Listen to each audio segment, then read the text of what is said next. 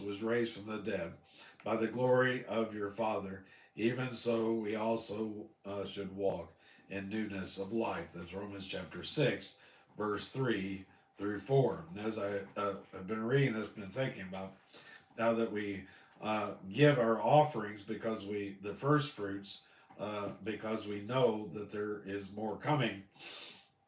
So is the first fruits of Christ's resurrection. Then by his resurrection, we know that we can basically donate this life because we have an eternity of life with him in the future by giving it to Christ.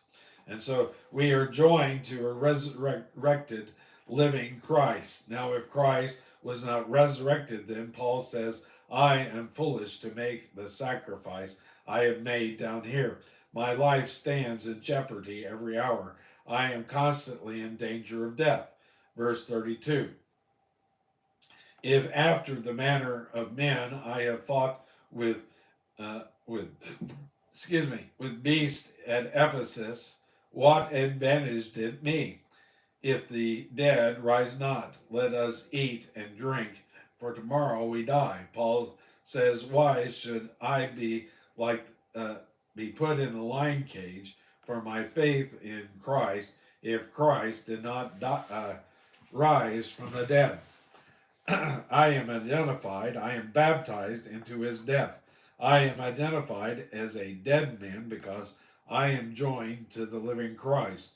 Being identified to the living Christ, being identified with Christ in his death and resurrection is a tremendous fact. Let's not reduce it to some little water baptismal service that would be meaningless.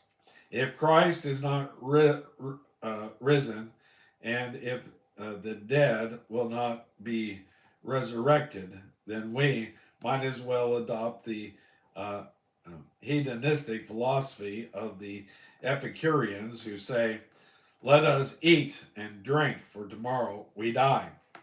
Verse 33. But be not deceived. Evil communication corrupt good manners. Awake to righteousness and sin not, for some have not the knowledge of God.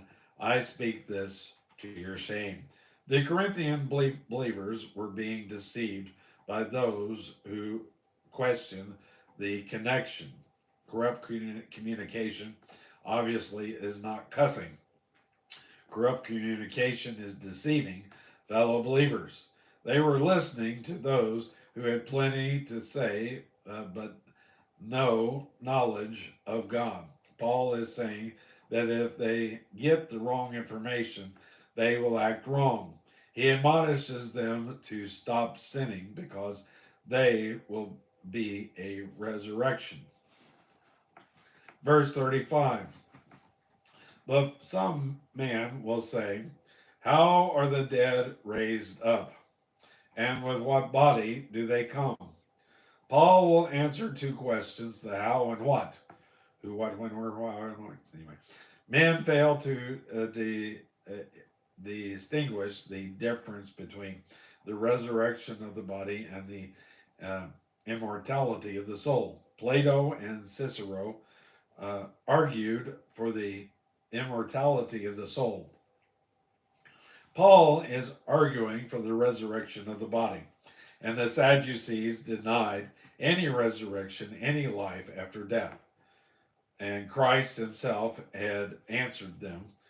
But as touching the resurrection of the dead, have ye not read that which is spoken unto you by God, saying, I am the God of Abraham, and the God of Isaac, and the God of Jacob. God is not the God of the dead, but of the living. Matthew chapter 22, verse 31 through 32. Paul has answered those who denied the resurrection of the body by the resurrection of Christ, whose body was raised up. Now the question is, how can a body that dies be raised up again and be the same?